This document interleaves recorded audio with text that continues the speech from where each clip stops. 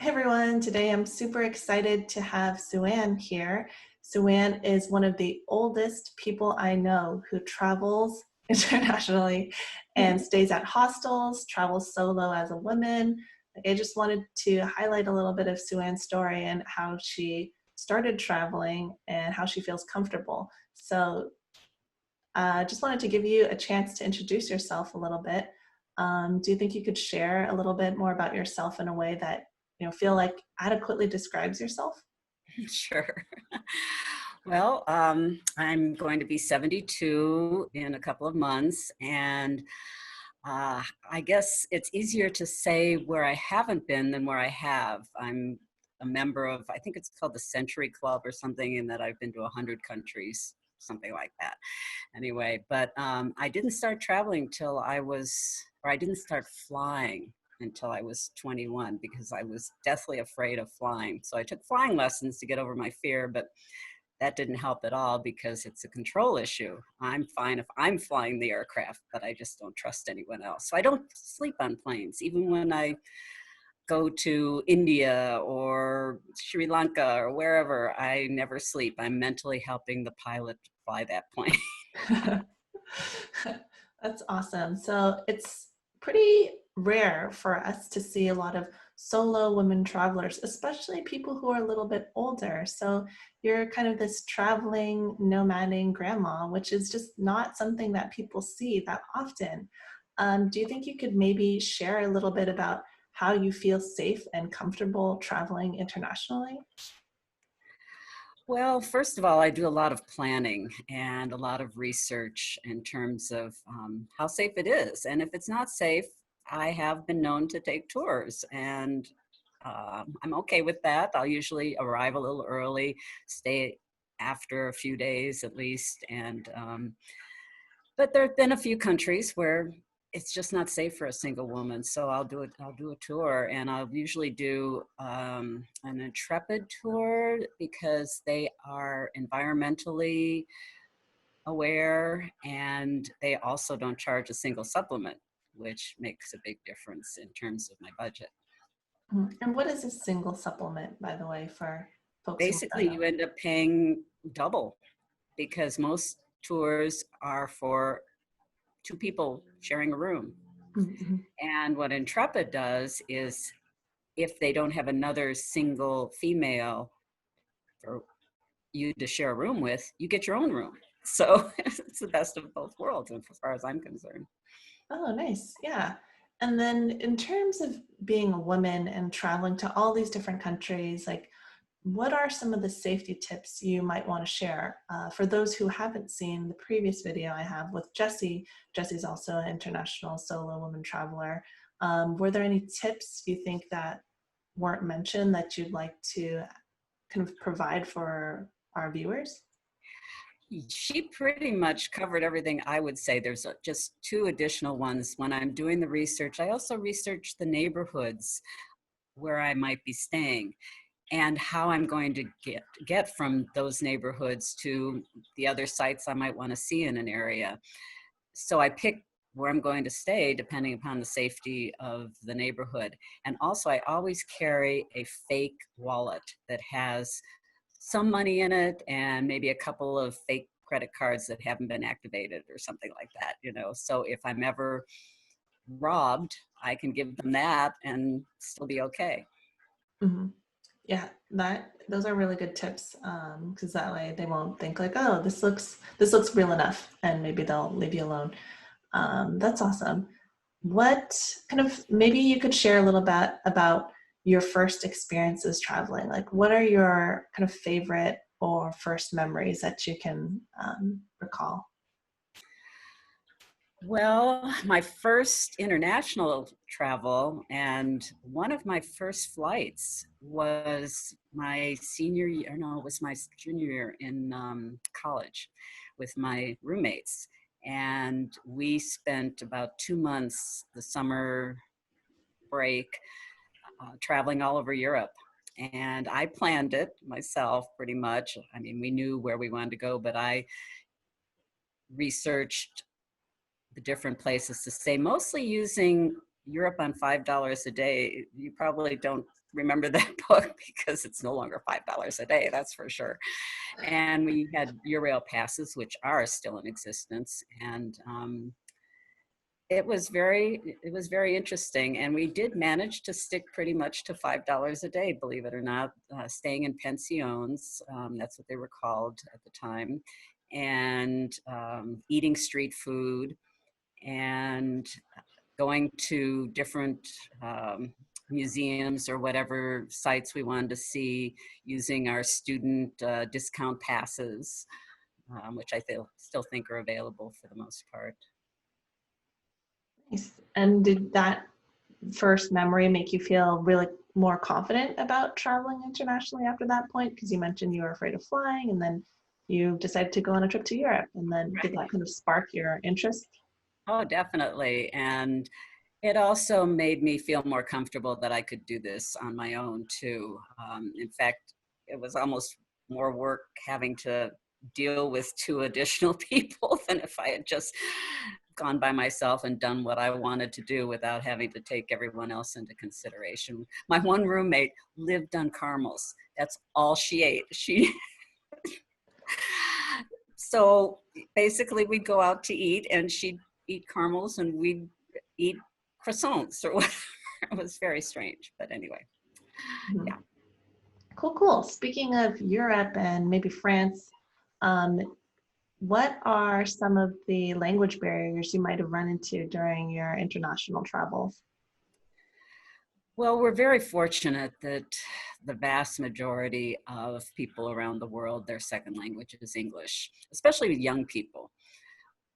But I did study Spanish in grade school, French in high school, German in college. So even though it's been a while, it does come back at least enough to get around the marketplace and order in a restaurant or ask where the bathroom is, basic things like that. So, but I find that the young people in particular, most of them speak English almost everywhere, Mhm.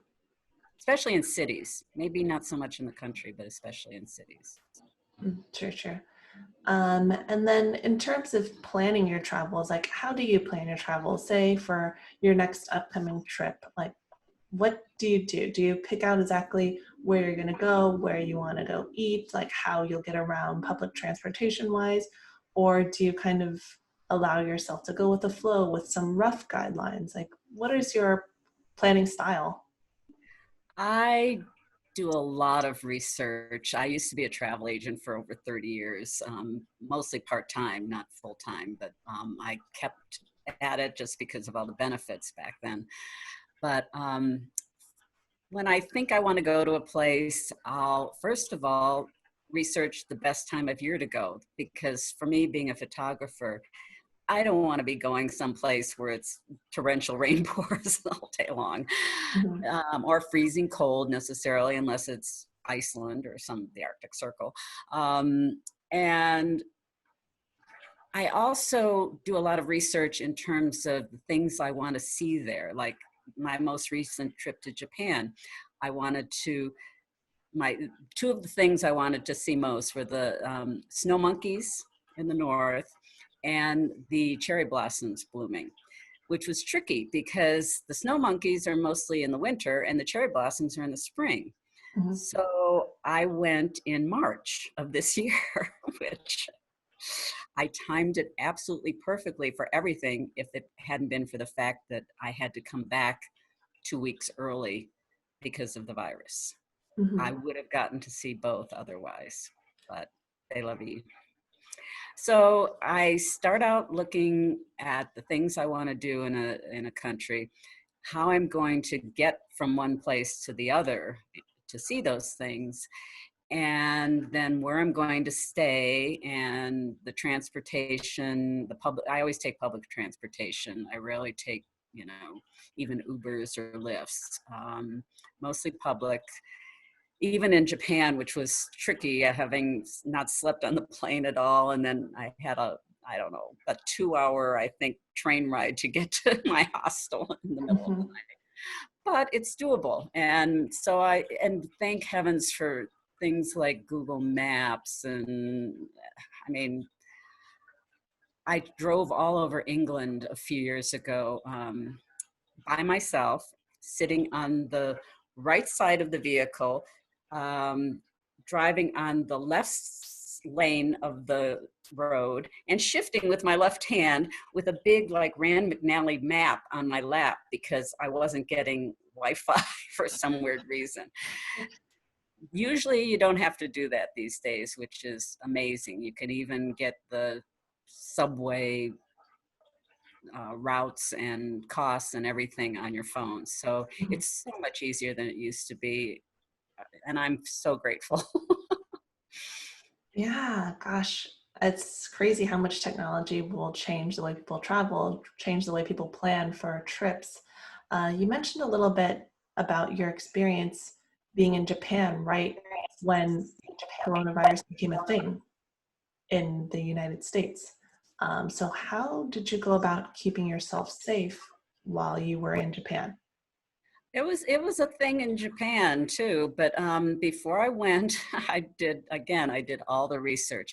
I had N95 masks. I got disposable gloves. I got all sorts of things like astragalus and various mush wild mushroom pills and all sorts of things that supposedly were going to help build my immune system before I went. So I started taking those even before I went. Um, I had the Hibit Cleanse sanitizer, which is the one that doctors and pharmacists recommend above all else. I had the Clorox with bleach wipes. I mean, I went armed to the gills with everything that I could think of. And I got there and I felt so much safer there than here. I have literally video of their public toilets. When you walk into the stall, the lid lifts up automatically. You don't have to touch it. And then there's a disinfectant spray that automatically sprays. And this is a public toilet. It was just amazing to me. Plus, everyone wears masks all the time there anyway. Hmm. So I really felt safer, and I wouldn't have come home if they hadn't made me, basically.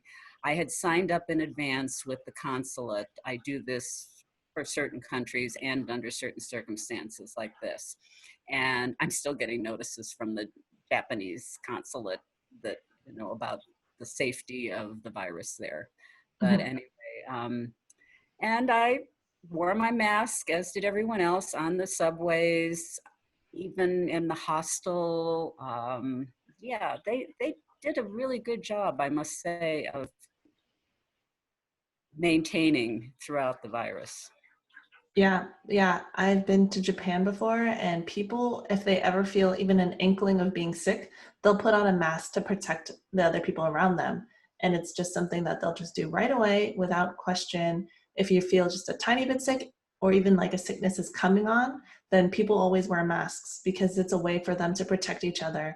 And I think that's something that a lot of people in the US haven't even completely grasped at this moment, that wearing a mask is not just about protecting yourself, it's about protecting everyone else. And then something else I noticed in Japan is like people are very good about keeping their possessions and not littering or throwing things away, versus like here, maybe you might spread the virus more because people just throw things wherever, or they'll just throw things on the street, and people aren't as conscious about being like maintaining like the community and cleanliness. I even found it to be so quiet. I was crossing a really busy street, and suddenly I realized the loudest noise I was hearing was the chirping of the walk sign. Hmm. I videoed that too because I thought there's no horns honking. you know, People speak in normal tones of voice. They're not yelling all the time like we Americans sometimes do. Anyway, Yeah.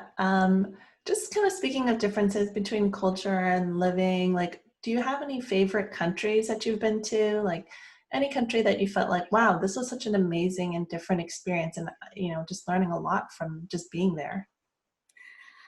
without a doubt, New Zealand. Um, I drove with my daughter Caitlin, who from the north end of the North Island to the south end of the South Island when she was about, I think she was about maybe 8 or 9. And the people are just shockingly friendly. We got to the point where we were hesitant to ask for directions because they would literally guide you to where you were going and maybe invite you to stay for dinner or something. I mean, it was lovely.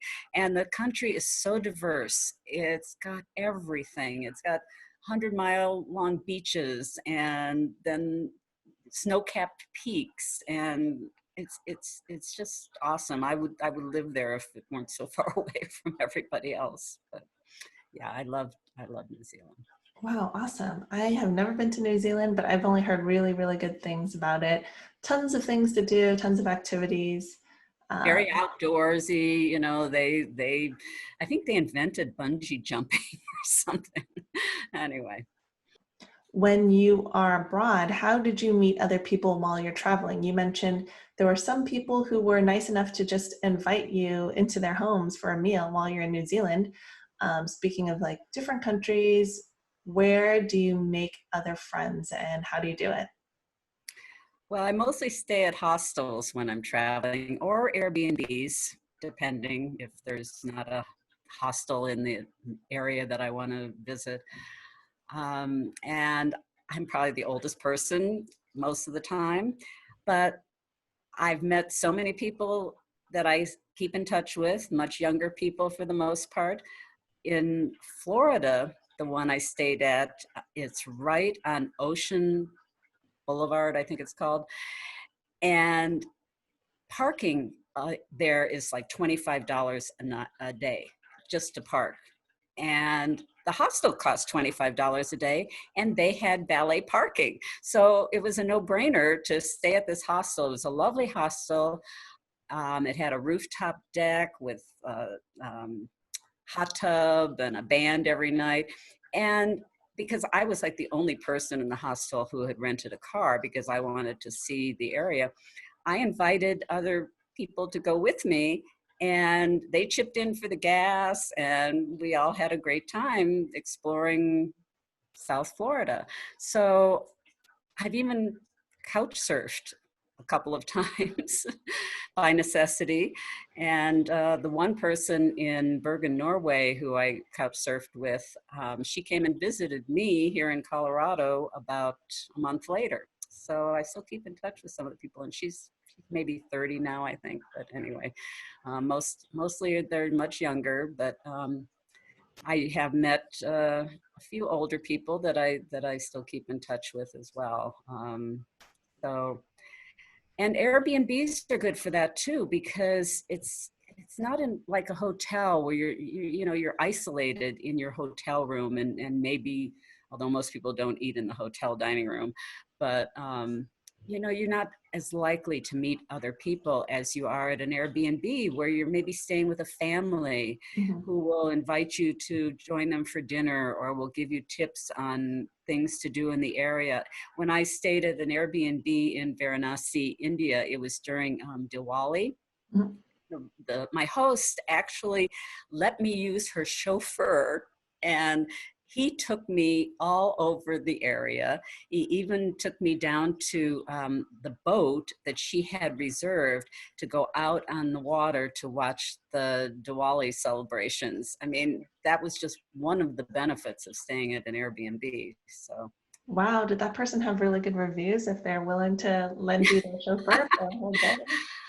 yeah, that's how I determined where to go. I mean, I didn't know she was going to let me, use her chauffeur, but she did get good reviews, and that's how I decide both hostels and Airbnbs where I'm going to stay. My favorite hostel site is called Hostel World. I love the name too, but they have reviews by actual guests, and they have lots of pictures, and most of the cost is refundable. So if your plans change at the last minute, you're okay. So Mhm. And are most of the people you meet in the hostels other solo travelers, or are they sometimes like a couple of friends or a couple or kind of small groups? Most hostels have a variety of accommodations. So there can be couples that have their own room, or there can be, I usually tend to prefer a 4 unit or 4 bed, women only. Mhm. I have stayed in much larger ones that are mixed, which I hate to say it, but guys tend to snore, especially after they've been drinking. And earplugs aren't even enough to block that out. Anyway, and plus they're messier and noisier and whatever. But anyway, you do have those choices in most hostels. And then there's Airbnbs. You can have your whole Airbnb to yourself if that's what you prefer. Mhm. Um, so there's a variety of options. You just have to decide what you need. Mhm. That's awesome. It sounds like you've met so many different people. You've couch surfed at their place and then returned the favor for them staying over at your own place. You mentioned before in the past that when you are gone and traveling, you will rent out your own place to have other people stay. Mhm. Could you share a little Well, bit more? yeah, I started doing Airbnb probably about 12 years ago, when my husband died. My daughter went off to college, and I have this 4,000 square foot home on a golf course, with a mother-in-law unit. That was the key. It's a walkout, so it's not, like a basement. It's got its own entrance, its own patio, 2 bedrooms, bath, living room, kitchen, everything you'd need in a kitchen except the actual stove, but it does have a convection oven and a toaster oven, all that stuff, microwave. And so I used to rent out just that lower level when I first started doing it. And I was the first person in this Boulder area to do it. And I'll never forget the first time I had a single guy, I barricaded my bedroom door. I quickly got past that, and I've had one doozy of an issue, but that's too long of a story here. But anyway, now I am staying in the lower level and renting out the upper 2 levels because I travel so much. I also have a cat, and the cat is never allowed upstairs. So anybody that's allergic to cats doesn't have to worry about, the cat being upstairs. And it provides my travel funds. So it's a win-win. Mhm. Yeah, you're pretty much like the canonic Airbnb case where it's like somebody has a home, they don't always stay there, and it's kind of a way for them to provide a place for people to live while they are gone. And it's not like some investment thing where it's like buying up houses in an area that's already unaffordable for most people to live. It's just like your own home that you don't always stay in. So it's a great opportunity for you to kind of travel somewhere else and maybe someone else is traveling to your house. And So it's during the pretty. virus, I don't have to even meet these people.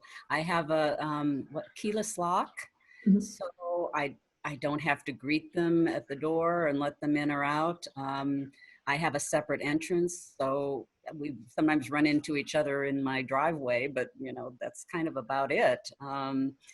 And also, there's 2 websites that I use, Trusted House Sitters and Mind My House, that enable both me to travel and stay at places for free. And that's how I've managed to travel and have someone take care of my cat for free.